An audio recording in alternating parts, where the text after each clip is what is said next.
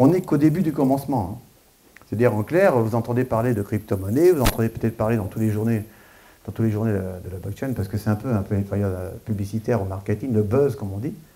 Eh bien, c'est un argument assez intéressant de voir qu'il y a 25 ans, à peu près, on avait le même phénomène qui a impacté la société. Alors, essayons d'avoir des arguments un peu plus terre-à-terre qu'une perspective qui ressemblerait à l'analogie avec Internet. Alors, je vous ai préparé 3 arguments qu'on a partagés avec pas mal d'économistes, d'ailleurs, au passage. Premièrement, quand vous parlez avec un astronaute, voilà ce qui se passe. Il vous dit, c'est bizarre, quand je suis dans ma fusée, on voit la Terre, mais on voit que quelques points très centralisés.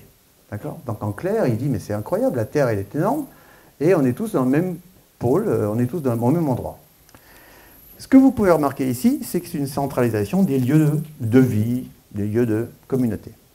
Quand vous parlez avec des économistes, parfois avec des politiciens, eh bien, ils vous disent, mais c'est incroyable, le pouvoir, la richesse est dans des endroits bien précis. Donc, centralisation des lieux de richesse. Vous voyez, le mot centralisation revient souvent. Et si vous parlez avec des communicants, des journalistes ou d'autres acteurs, ben, ils vous disent, ben, écoutez, c'est dramatique parce que les contenus sont aujourd'hui centralisés chez des clients que vous connaissez très bien, ces fameux GAFAMA. D'accord ? Donc voilà, on voit bien que le mot centralisation revient en permanence.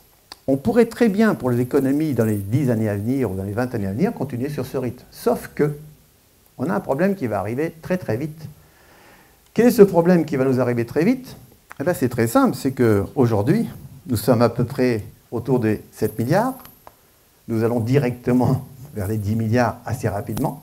Et je pense que si tout se passe bien, on sera plutôt autour des 15 milliards. Alors après, on peut discuter des prévisions. Ce qui veut dire qu'aujourd'hui, une partie de notre économie, notre moyen de travailler, les processus qu'on va mettre en place, la manière de travailler en termes d'argent dans le sens actif, hein, actif numérique, eh bien, va passer d'une économie différente, quelque chose de complètement perturbant. Et quand je dis perturbant, c'est perturbant. J'ai quand même mis à peu près 1 an et demi pour essayer de comprendre la mécanique et de dire oui, effectivement, il y a un fond de vérité là-dedans et que ce n'est pas une plaisanterie uniquement, ce n'est pas un buzz.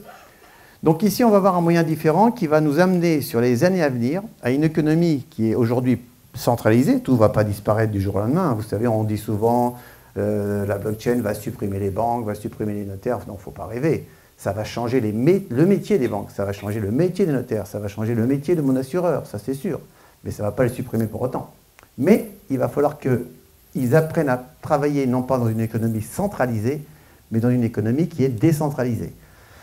Et ces termes-là, si vous lisez des articles sur ce qu'on appelle la blockchain, on dit que la blockchain est un élément de confiance, un élément de distribué. Eh bien, c'est un des moyens, un des impacts que nous allons voir dans les 10 années à venir.